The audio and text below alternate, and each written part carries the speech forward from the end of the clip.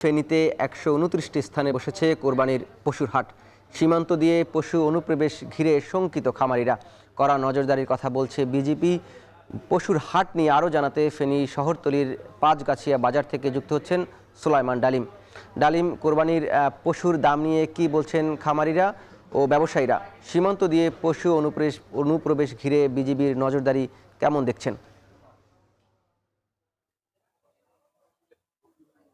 জাওয়াত কোরবানির এই যে ঈদ আর দিন ছয়েক বাকি রয়েছে। আমরা দেখেছি যে ফেনীর শহর, গ্রাম এবং শহরতলির যে বাজারগুলো রয়েছে অধিকাংশ বাজার কিন্তু ইতিমধ্যেই জমতে শুরু করেছে। আমরা এখন যে বাজারটিতে আছি এটি ফেনী শহরতলির পাঁচগাছিয়া বাজার। এখানে এসে আমরা যেটি দেখেছি যে গত দুদিন আগের যে বাজার ছিল সেই বাজার থেকে আজকের বাজারে যেমনি বেড়েছে গরু, ছাগল থেকে শুরু করে মহিষ, অন্যান্য পশু, অর্থাৎ গত কয়েকদিনের বাজার থেকে আজকের বাজারটা কিছুটা জমজমাট।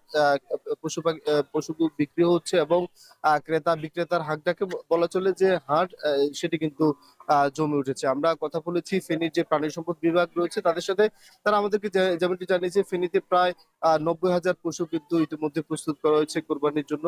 তার মধ্যে ৮৭,০০০ পশুর কিন্তু এখানটায় চাহিদা রয়েছে। চাহিদারও প্রায় ৩,০০০-এর বেশি কিন্তু এখানে পশু লালন পালন হচ্ছে। সাধারণ যারা খামারি রয়েছেন এবং প্রান্তিকের একদম যারা লালন পালনকারী রয়েছে তারা যেমনটি জানিয়েছেন যে এখন পর্যন্ত পশুর যে দাম সেটি কিন্তু বাজারে ঠিকঠাক আছে। একদম ঈদের ঘনিয়ে আসলে যে সময়টা হয় তখন কিন্তু সীমান্ত দিয়ে পশুর যে অনুপ্রবেশ সেটির কারণে কিন্তু তারা কিছুটা চিন্তিত রয়েছে। তারা বলছেন যে সীমান্ত দিয়ে যে অবৈধভাবে যদি ভারতীয় পশু ফেনীর ভেতরে ঢুকে এবং বিভিন্ন বাজারে যায় তখন কিন্তু দাম পড়ে যায়।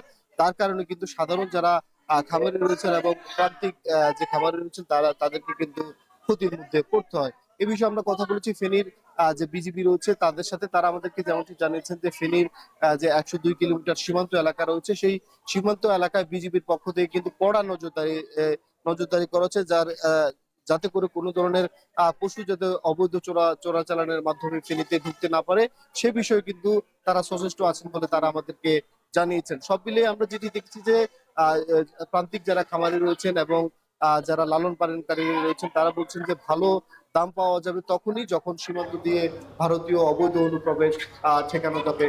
আর আমরা দেখেছি যে ফেনীর হাটগুলোতে মাঝারি এবং ছোট সাইজের পশু বেশি বিক্রি হচ্ছে।